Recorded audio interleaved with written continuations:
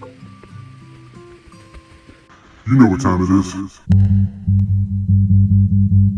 It's mushroom time, let's go outside, see what we find. It's mushroom time, it's time for mushroom journeys. This video is for entertainment purposes only. Wild mushrooms and plants can be harmful or fatal if swallowed. All right, what are we doing today? We're looking for yellow morel mushrooms. Yellow morels grow in association with a number of different types of trees. Got your elm trees, the American elm, the slippery elm. We got the ash trees, the green ash, the white ash. Also grow in association with tulip poplars and apple trees and cottonwoods and sycamore trees down in the floodplains. And that's just the short list. There's some other trees as well that people say they find morels under. I've seen a video of a guy finding them under walnut trees. Tattooed Granny says she's found them growing in association with white oak trees in Illinois. And oh, it looks like we got some mail in the mailbox.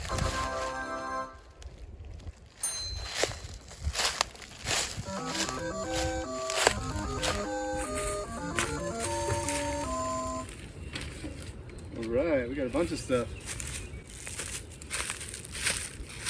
And we got a spider. Our friend Brian sent us a video of some big silver maple trees that he finds morel mushrooms under down there in Evansville, Indiana. Very cool, Brian. Thank you. That's a less well-known tree associate with the morel mushrooms. And in this other one we have our good mushroom friend Happy Hound down there in Kentucky has sent us some pictures of morels that he found in a red cedar grove. Oh yeah. Very cool. Wow. Those are some good looking morel mushrooms. Thanks guys, that's great timing. I was just talking about morels and morel tree associates. So yeah, that's amazing. All right. What is in this thing? It says fungeyes. Okay, we've got some fungeyes. Mushroom glasses. Never wanted these, never asked for them. Basically view these as a scam foisted on people who don't know any better. It's very blue. And I'm also getting a headache almost immediately. Oh well. We can try those out if we find somewhere else. Let's get going, let's look.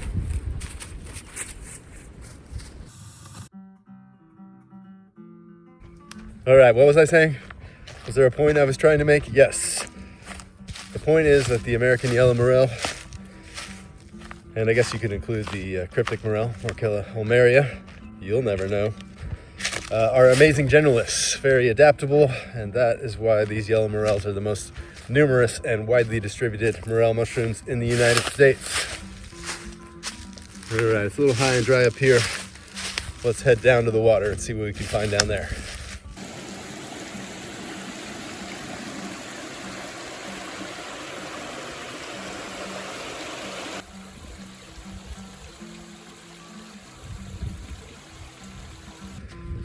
Springtime, it is very nice. It's when the short-lived spring ephemeral wildflowers and the ephemeral spring mushrooms take advantage of the warm soils and the sunlight hitting the forest floor before the tree canopy closes in. Here's one of my favorites, the celandine poppy or wood poppy. And oh, there's our first mushroom. Got a nice big Dryad saddle. A couple of them. And this is a mushroom I always find when I'm looking for morels in the springtime, although you can find it in other times of the year. Dryad saddle or pheasant's back, as it does have this kind of scaly, feathery scales on the back at the top, and it has super cool hexagonal pores. And they usually come out in groups kind of smell like cucumbers, and you can't eat them, although it's better to get them when they're a little younger than this. This one is getting awfully firm. But a cool find. I'm still gonna throw that in the bag, just in case we come out empty-handed. But this is a good spot. Lots of nice mature sycamore trees. Lots of moisture down by the creek here. And lots of elm trees. Here's our slippery elm with a more straight line bark pattern. Here's our American elm with a more scaly pattern. Yeah, we got a bunch of little dead elms up here. Or dying elms. Look pretty dead to me. My experience, it could either be one really big dying elm, or sometimes they can pop up where there's a bunch of smaller ones, all in the same area. There's some nice jack in the pulpits. That's a cool wildflower. There's Jack in his pulpit. Oh. Yep, there's our first morel.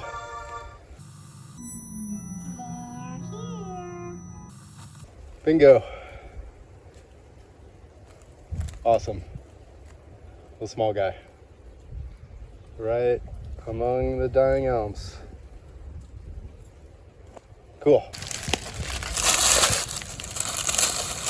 It's a little bit gray still. Hasn't quite released all its spores.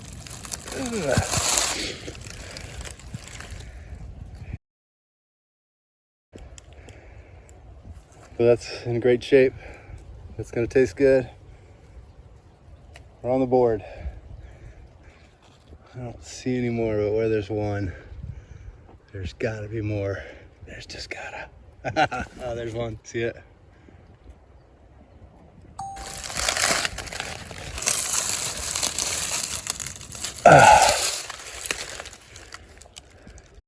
Oops.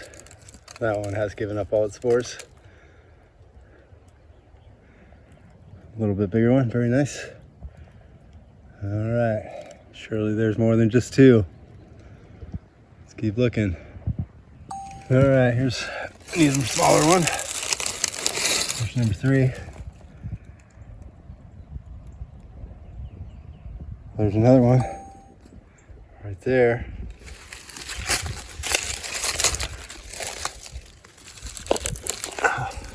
The extreme swings of weather have been tough on the morels. I think might be contributing to why they're so small. Just high winds, super balmy high 80s. That'll dry them out, it'll dry the soil out. They kind of inflate like a balloon with turgor pressure. They need the water pressure to get big. But I'll take a small one any day. All right, that's 4. There's got to be more. My brother's out here somewhere. Yeah, I got some competition.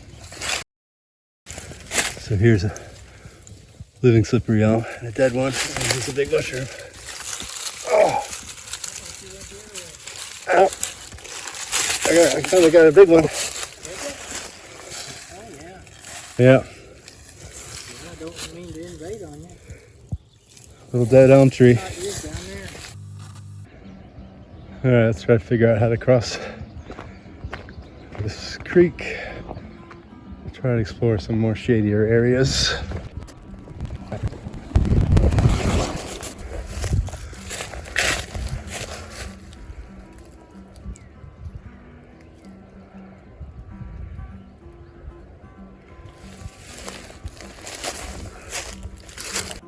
Yeah, not much over here.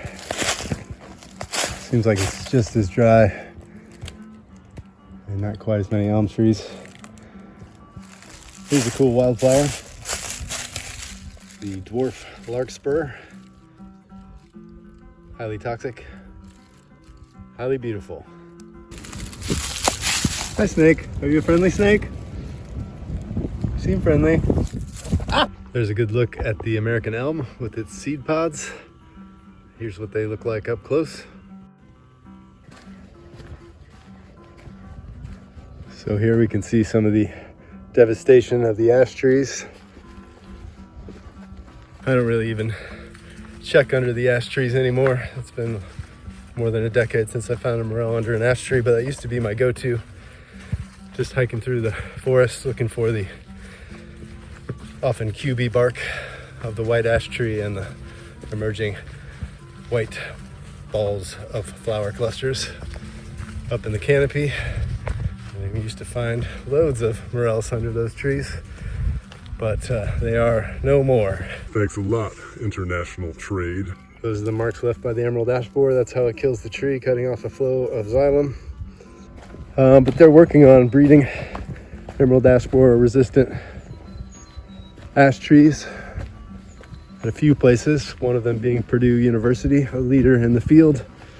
But doing tree studies and tree breeding programs can take decades, but that is on the horizon. We'll have resistant trees to plant and rebuild the ash tree population, and hopefully we'll have those morels back and those trees back. Nice little natural spring. Check out all these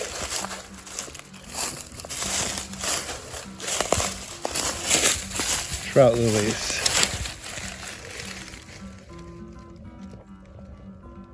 You don't see them blooming that often. You'll see thousands of these little variegated leaves, but it takes special conditions for them to flower. Oh wow, there's a cave over here. Let's check it out. Wow, it's a big cave. How far back does it go?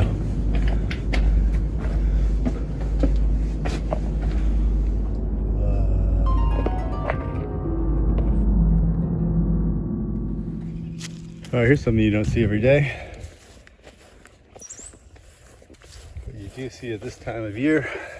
You might be able to find a false-morel in the genus Gyromitra. Let me try to dig it up here. Oh, yeah, there we go. There's been a lot of exciting changes in the Gyromitra genus in the past year. So this one used to be called Gyromitra caroliniana, now it's called Neogyromitra caroliniana. Same with the elephant ear, used to be called Gyromitra brunea, now that one is called Neogyromitra brunea. And there's another one you can find called the bullnose false-morel, and that one is now called Moblancomyces corfii instead of Gyromitra corfii.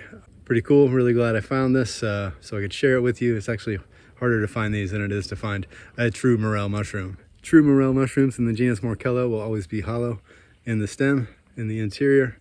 So let's cut this one in half and it will show a very different character.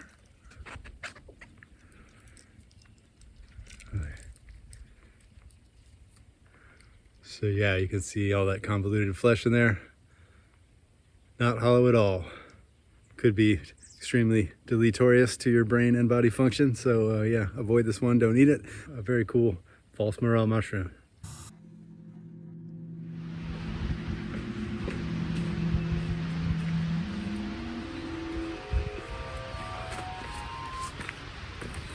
All right, that was pretty cool. Well, now that we know the morels are up, let's go check some of the usual spots and see if they're coming up in those other places where they come up every year. Let's go.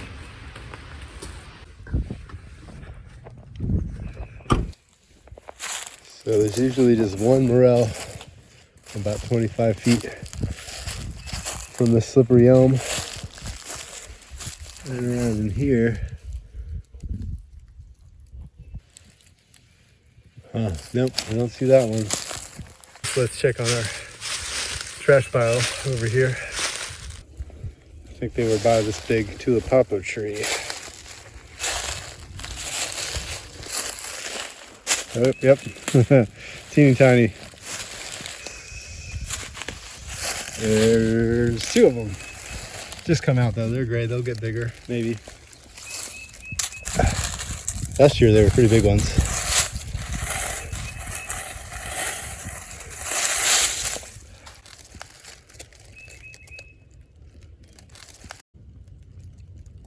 So there's 2 more. I'm not gonna eat those from this trash pile. This has probably been a trash pile for like 70 years. This is a nice example of morels growing in association with the tulip poplar tree. Oh yeah, let's try the mushroom glasses. Oh my God. Wow. All right, well, I'm not sure if this is gonna show up on camera, but let's give it a try. Try to show you what it's like.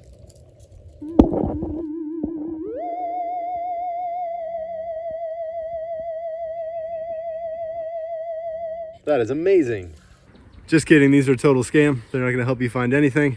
These actually broke almost immediately. I had to glue them back together. In fact, if you look on the company's website, their side-by-side comparison images aren't really side-by-side comparison images.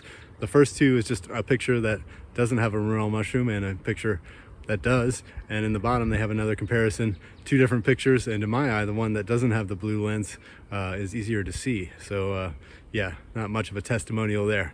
Do not buy mushroom glasses. Save your money. Word to the wise.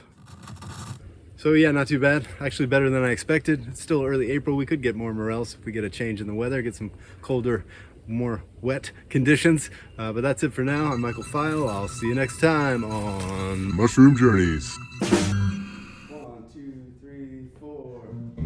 Who's that on the rock I see? Oh, who's that making a face at me? Who's that